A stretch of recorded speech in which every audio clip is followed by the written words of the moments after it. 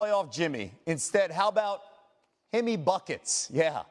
During this postseason run, Jimmy Butler filed a new trademark under that name in hopes of launching a brand for coffee, water, beer, and clothing. So what's behind Hemi Buckets? Well, combine the nickname he likes, that's Jimmy Buckets, with the "he is him" meme found all over social media during this postseason run. You get a brand with potential right before us. And one day before Game 1, Hemi sat down with Malika Andrews. It's new on SportsCenter. The Eastern Conference Finals. You're at center court. Bam Adebayo takes the trophy, and he offers it to you. And you say, "I'll take the next one." Walk me through that. That's how I view it. We don't play to, and it wasn't disrespectful because I love Bam, and I'm very grateful to be able to win the Eastern Conference. But I've done that before. I want to win an NBA championship. That's the reason why they put this squad together. I don't play for the Eastern Conference Finals MVP.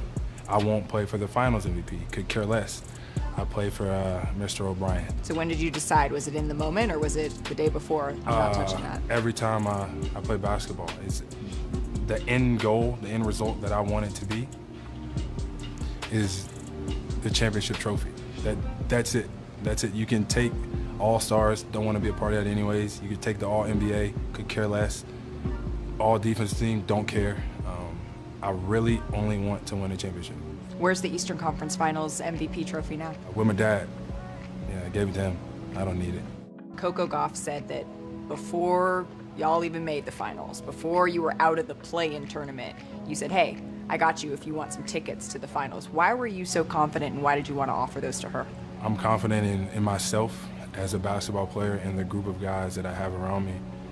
Everybody was so level-headed and so focused on a day at a time that I was like, it's scary for a lot of people to know that we're not worried about what happened yesterday. We're not even focused on what could be tomorrow.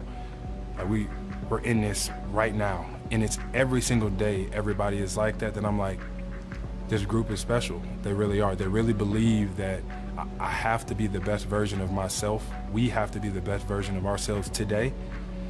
And then once that day is over with, we'll take it a day at a time here on out. I saw that and I was, oh yeah, finals, we on the way. There was a magazine clipping of you, and it was an interview about your fashion. And then the one question was, what's the one thing you never want to wear? Do you remember your answer to it? Yeah. What was your answer? It was a Miami Heat jersey. When I'm coming to the league, I mean, the Heat used to beat the Bulls all the time. They did when they had the big three, the Heatles, whatever you want to call them. So me getting drafted to the Bulls, it was like, we can't like the Miami Heat. You can't like Dwyane Wade, even though y'all went to the same school. Like, you know, and then you fast forward and I'm playing with Dwyane Wade for the Bulls. I'm like, this guy's not a bad guy. It was Tibbs that just kept hitting me upside my head. And full circle now, it'll be the last jersey that I wear.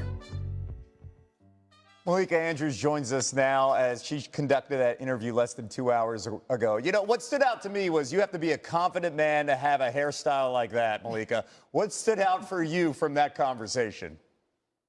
Well, Kevin, he did guarantee me that this is just the pre-braids. He's getting his hair braided again. He was still deciding on the style before tomorrow's Game 1. So don't you have to worry. You don't have to worry about that. But the other thing that stood out to me is when Jimmy said, we are going to be the first team to 4 wins. The Miami Heat are going to be the first team to 4 wins. And I think talking to him, the belief comes from the confidence that Jimmy Butler has in his teammates. He talked about Caleb Martin, right, who had an exceptional Eastern Conference Finals. And he said, I'm in the gym all the time.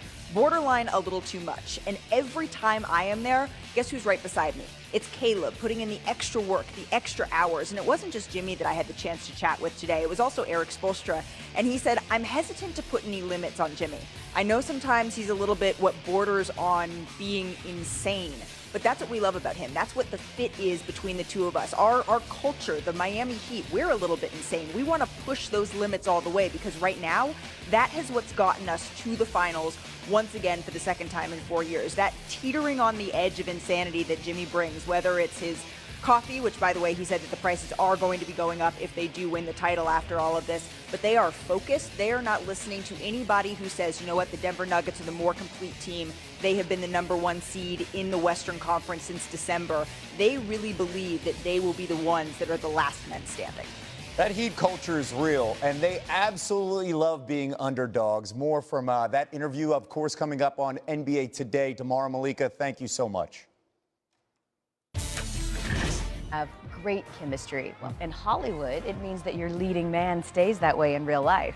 On a TV show, it's having a co-host that dresses like you by accident. We really do. And can finish your sentence. And in basketball, great chemistry is highlighted by dynamic duos, the one who sets them up and the one who knocks them down. Better still, if you're the Nuggets and have a pair who can do both.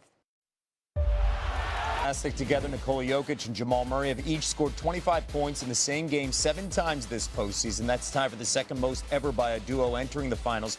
LeBron and AD did it 8 times in the bubble in 2020. The Heat, they're led by their own dynamic duo, Jimmy Butler and Bam Adebayo. Those two have combined to score 45 points or more 8 times this postseason. Oh, by the way, the Heat are a perfect 8-0 in those games. As for the coaches, Eric Spoelstra, second longest tenured active head coach with the team, and Michael Malone is the 4th longest tenured. This is Spo's 6th finals appearance in Malone's debut. Elle?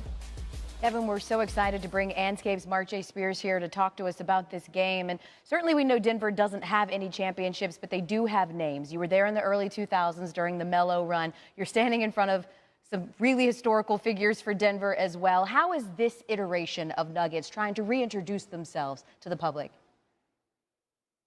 Well, the Heat are spoiled. They've been to the finals 7 times since 2005. The Nuggets, well, let me give you a history lesson. These 3 guys right here, Beck, Thompson, Issel, they lost in the 1976 finals to the New York Nets in the ABA. Boom. Next year, the Nuggets go to the NBA. This guy over here, Alex English, he lost to the Showtime Lakers, I believe, 1986. Then you go to this guy over here, Dikembe Mutombo. This is like the greatest moment in Nuggets history. 1994, he's holding the ball over his head. They knocked off the #1 Sonics.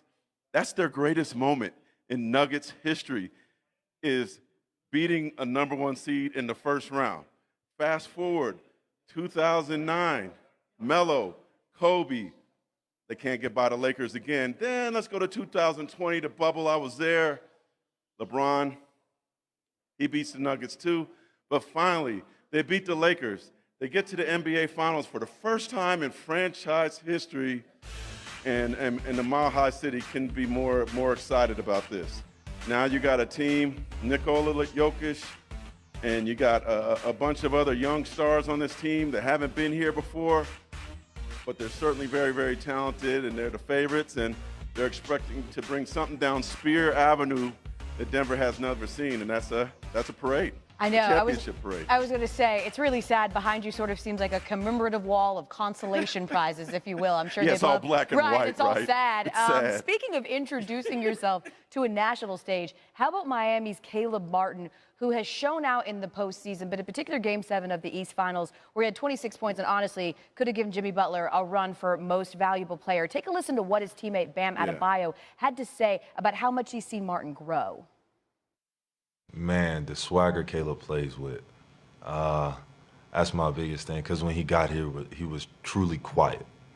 Like, Caleb is one of those people, he's like, it's like a morning person that doesn't talk in the morning, but he was like that all day. Now seeing him communicate, talk, really be himself on the court, express himself, those are the biggest steps I've seen him make, and truly proud of him. It's definitely been a little different for sure, you know, getting recognition or attention. I'm very grateful and appreciative that, you know, even Bam, guys like that are saying that I've made a name for myself, because that's the whole reason I've been trying to prove myself since I've been in the league. I love that. I'm a morning person who's that way all day. You just took us through the journey of the Nuggets. How about the journey that Caleb Martin's been on? Yeah, I saw him and his twin brother Cody at Nevada Reno, and I was like, boy, these 2 guys could play. But Caleb wasn't drafted. He said it was one of the worst days of his life. He ends up going with his brother actually to the Charlotte Hornets, plays there for 2 seasons, and he gets waived. And he said that was even more painful. He wondered if he even deserved to be in this league. Then J. Cole makes a call to Caron Butler of the Heat, assistant coach, essentially gets him in for a workout. He comes there with Udonis Haslem. They love him. Haslem tells him what he has to do with Heat culture. He works hard. They sign him to a 2-way deal. He ends up going to Sioux Falls. They ended up signing him to a 3-year contract after his first season. And now this guy who didn't even know if he would even be in the league right now He's having these magnificent games. He's having people debate on whether he should have been Eastern Conference Finals MVP. And he's, he's a toast of Miami right now. Maybe they need to start selling his jersey up in that arena. They'll probably change the name of the arena. I don't even know what the arena is called today. Caleb Martin Arena, it has a ring to it. How about this? He only has 4 games of at least 25 points in his entire career, and 2 of them came against the Celtics. He is showing up at exactly the right time, as is Mark J. Spears, taking us through a little history lesson, if you will. Appreciate you, Mark.